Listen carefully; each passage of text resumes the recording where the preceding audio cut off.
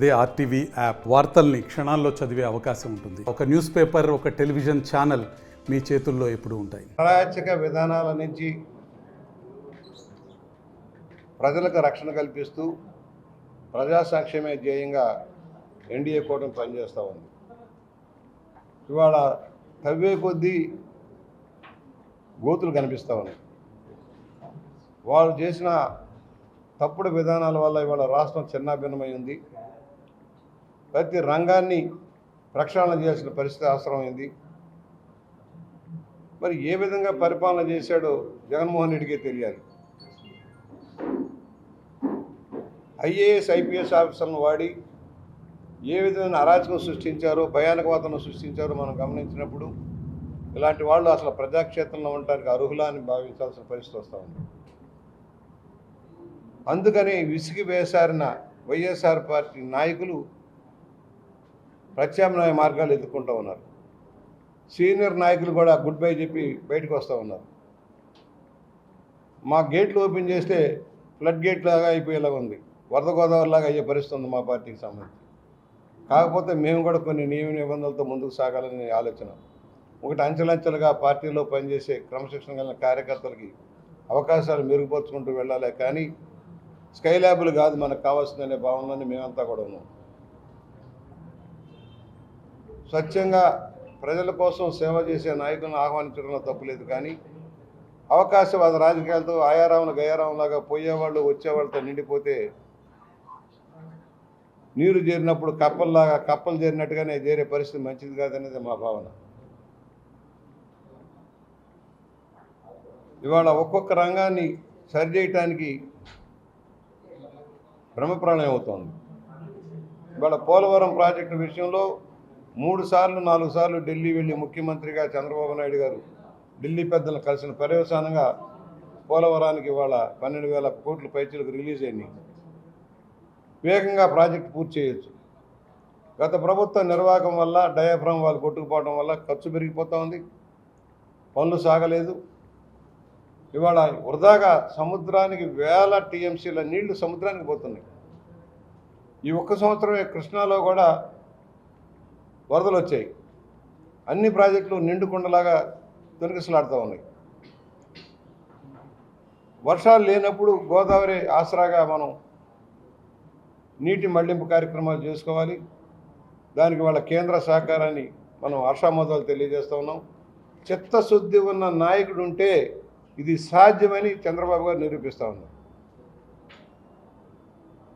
సొంత కేసుల కోసమో, బాబాయ్ హత్య కేసు నుంచి బయటపడటం కోసం జగన్మోహన్ రెడ్డి తిరిగితే, రాష్ట్ర ప్రయోజనాల కోసం, రాష్ట్ర అభివృద్ధి కోసం ఇవాళ చంద్రబాబు నాయుడు గారు ఢిల్లీ చుట్టూ తిరుగుతూ ఉన్నారు. ఫలితం కనిపిస్తూ ఉంది. 15,000 కోట్ల రూపాయల రాజధాని కోసం ఇస్తామన్న విషయం కానీ, ఇవాళ 2 పారిశ్రామిక వాడలు 12 2 ఆంధ్రప్రదేశ్కి కేటాయింపు చేయడంలో కానీ ఒక ప్రత్యేక దృష్టితో చేసిన కృషి మనకు కనిపిస్తూ ఉంది. తప్పకుండా ఆంధ్రప్రదేశ్ పారిశ్రామిక పటంలో ఒక ప్రముఖ స్థానాన్ని ఆక్రమించే దానికోసం కృషి జరుగుతూ ఉంది. వెలుగురేఖలు కనబడుతూ ఉన్నాయి నాకు. నిరుద్యోగ యువతకి రక్షణగా ఉపాధి మెరుగుపరచడం కోసం ఈ పారిశ్రామిక వాడలు దోహదపడతాయి. అలాగే స్కిల్ డెవలప్మెంట్ చదువుకొని ఖాళీగా ఉన్న యువత కోసం సర్వే చేసి వాళ్ళందరికీ ట్రైనింగ్ ఇచ్చి ఉపాధి కల్పించే లక్ష్యంలో ఒక భారీ కార్యక్రమాన్ని చేపట్టారు. నేను కూడా మన ప్రాంతంలో పారిశ్రామిక వాళ్ళు రావాలని కోరుకుంటూ ఉన్నాను. వ్యవసాయ కేంద్రంగా ఉందని భావించి పరిశ్రమలు రావట్లే. ఇక్కడ ఉద్యోగాలు లేక వలసలు పోతున్నారు మన ప్రాంతం నుంచి. దాన్ని సరిదిద్దాలంటే ఐటీ రంగంలో కానీ మరో రంగంలో కానీ పరిశ్రమలు రావాల్సిన అవసరం ఉంది. భూసేకరణ కష్టమవుతూ ఉంది. ప్రభుత్వ భూములన్నీ ఏనాడో అసైన్ చేశారు. ఎక్కడా కూడా సెంటు భూమి దొరకని పరిస్థితుల్లో ఇవాళ పవర్ ప్లాంట్ పెడదామంటే 10 ఎకరాల భూమి దొరకని పరిస్థితి ఉంది. నేనే నిన్న కొంత సర్వే చేసి వాళ్ళకి రిపోర్ట్ ఇస్తూ ఉన్నాను. ఇవాళ రెండోది ఇసుక సమస్య తీవ్రంగా ఉంది. వరదల వల్ల ఇసుక తీయలేని పరిస్థితి ఉంది.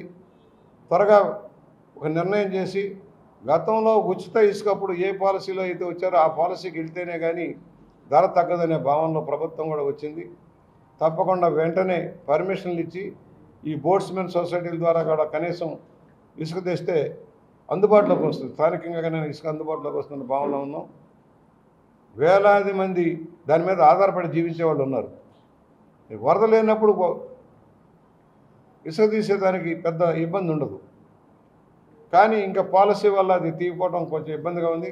ప్రభుత్వానికి కూడా తెలియజేసాం. సత్వరంగా అనుమతులు ఇచ్చేసి గోదావరి తీర ప్రాంతం అంతా కూడా కొంచెం డెడ్జింగ్ చేసేదానికి కూడా అవకాశం ఉంటే లంకలో ఉన్న ఇసుక తీసేదానికి డెడ్జింగ్ చేసేదానికి అవకాశాలు పరిశీలించమని కూడా చెప్పాం.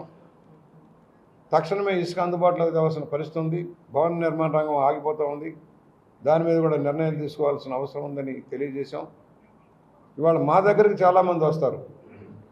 సొసైటీలు చాలామంది దాదాపుగా 60-70 మంది మా దగ్గరకు వచ్చి సొసైటీలు నేను ఒకటే చెప్పా, మీకు సొంత పడవలు ఉండాలి, దాని మీద ఆధారపడి ఉండాలి, వ్యాపారంగా రావద్దు, వ్యాపారంగా చెప్పేదానికి అవకాశం లేదు. కలెక్టర్ గారు కూడా ఏం చెప్పండి, వ్యాపారాత్మకంగా వచ్చేవాళ్ళు అక్కర్లేదు, ఎవరైతే ఆ వృత్తి మీద ఆధారపడి సొంత పడవలు సొంత ఎక్విప్మెంట్ ఉండి ఆ పని చేసే వాళ్ళు మాత్రమే ఇవ్వండి అని మేము రిక్వెస్ట్ చేసాం.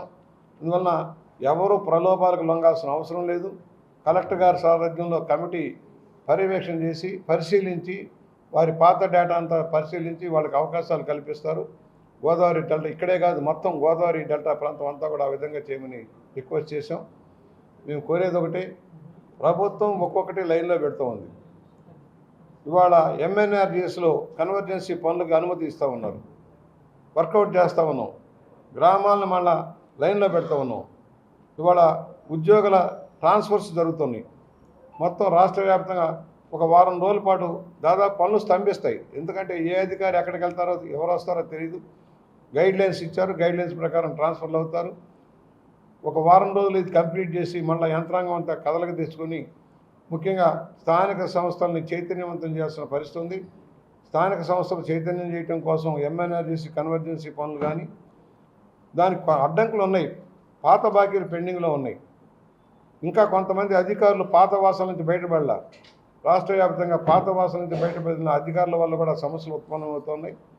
దాన్ని కూడా మేము చెక్ చేసుకోవాల్సిన అవసరం ఉంది. నిబద్ధతతో పనిచేసే కార్యకర్తకి గౌరవం రావాల్సిన అవసరం ఉంది.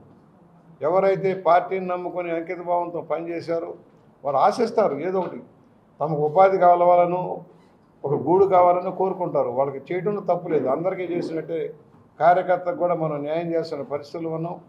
లక్షలాది మంది కార్యకర్తల బలమే తెలుగుదేశానికి అండ కనుక కార్యకర్తలు విస్మరించడానికి వీల్లేదని మేము భావిస్తూ ఉన్నాం. అందుకనే త్వరలో సభ్యత్వ నమోదుతో పాటు వారికి ఏ కార్యక్రమాలు అమలు చేయాలనే దాని మీద కూడా లోకేష్ గారి సారథ్యంలో ఒక కమిటీ వర్కౌట్ చేస్తుంది. కార్యకర్తలకు కూడా న్యాయం చేస్తాం. ఇన్సూరెన్స్ పథకాలు అమలు చేస్తాం. వారికి ఉపాధి కల్పించడానికి కూడా టాప్ ప్రయారిటీ ఇచ్చి వర్కౌట్ చేయడం జరుగుతుంది. దీనికి అందరూ సహకరించాలని విజ్ఞప్తి చేస్తా ఉన్నాం. ఇంకా గోబెల్స్ ప్రచారంతో బతకాలనుకుంటున్నాడు, ఇంకా తప్పుడు అబద్ధ ప్రచారంలో బతకాలంటున్నాడు. ఇంకా దాని నుంచి బయటపడాల. జగన్మోహన్ రెడ్డి ఆ మూర్ఖత్వ విధానం నుంచి బయటపడాల. నువ్వు సరిగా చేస్తే ఎందుకు 15,000 కోట్లు తేలేకపోయావు? కేంద్రం నుంచి కేంద్ర ప్రభుత్వ పథకాలకు ఎందుకు మ్యాచింగ్ గ్రాంట్లు ఇవ్వలేకపోయావు? జల మిషన్ ఎందుకు రద్దు చేయించావు? జల మిషన్ లాంటి ఇంపార్టెంట్ ఇంటింటికి పైప్ లైన్ ఇచ్చే ఆ స్కీమ్ని ఎందుకు నువ్వు ఉపయోగించుకోలేకపోయావు? ఎంఎన్ఆర్జీసీ కన్వర్జెన్సీ పనులు ఎందుకు చేయలేకపోయావు? నిధులన్నీ ఏమైపోయినాయి? పోలవరం ప్రాజెక్టు నిధులు ఎందుకు రాలా?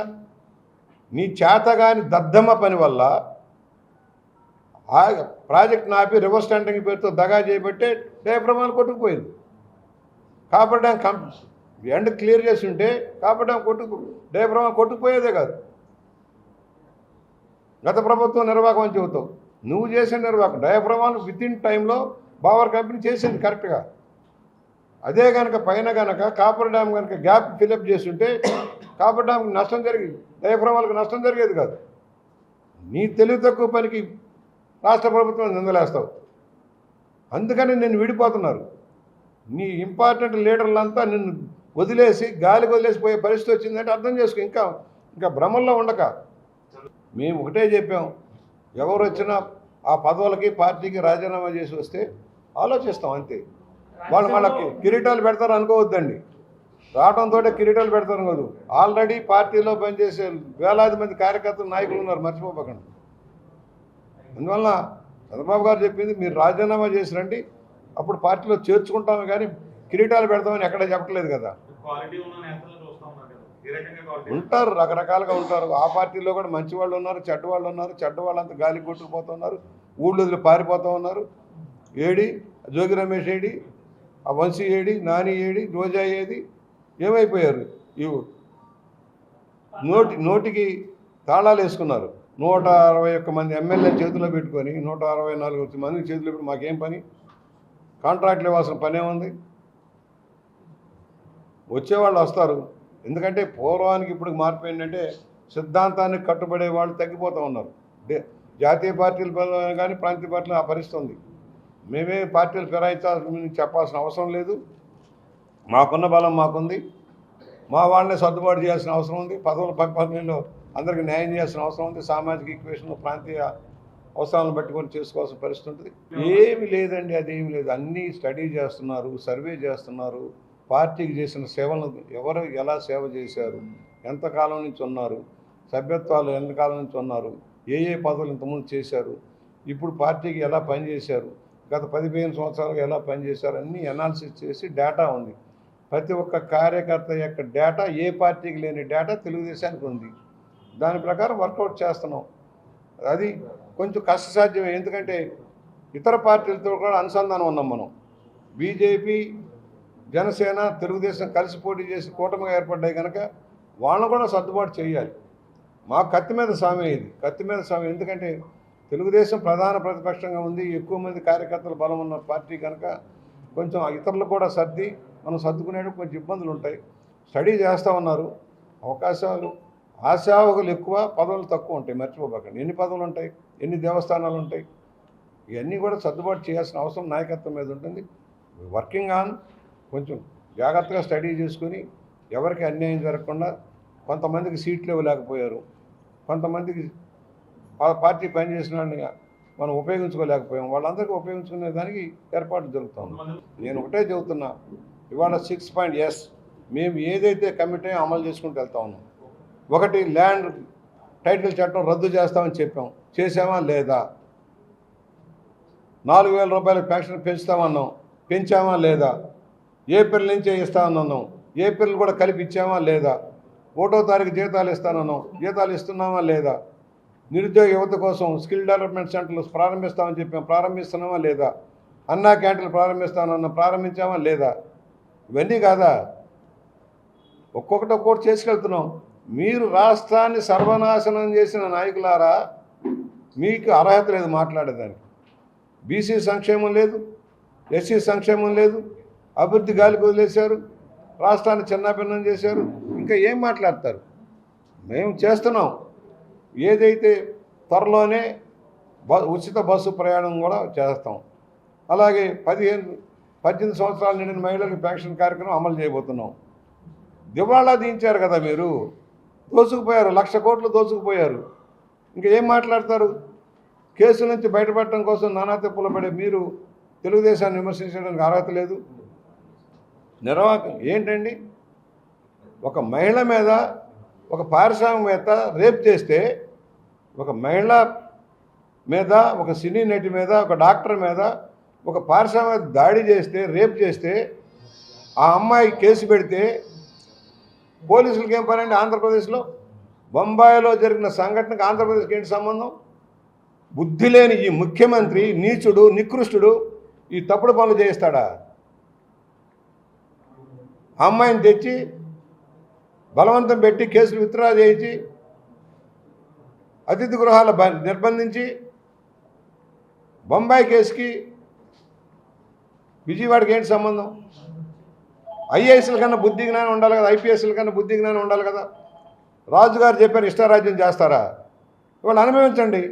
అనంతబాబు మార్పింగ్ తీసుకొచ్చి ఇంటికాడ పడేసి వెళ్ళాడు కదా, అది కాదు, ఆయనే స్వయంగా కారు నడుపుకుంటూ వచ్చి బయటకు వచ్చేటప్పుడు నూడ్లు, అది మార్పింగ్. మరిన్ని వీడియోస్ కోసం ఛానల్ ని సబ్స్క్రైబ్ చేయండి, లేటెస్ట్ అప్డేట్స్ కోసం వాట్సాప్ ఛానల్ ని ఫాలో చేయండి, అండ్ లింక్ డిస్క్రిప్షన్ లో ఉంది.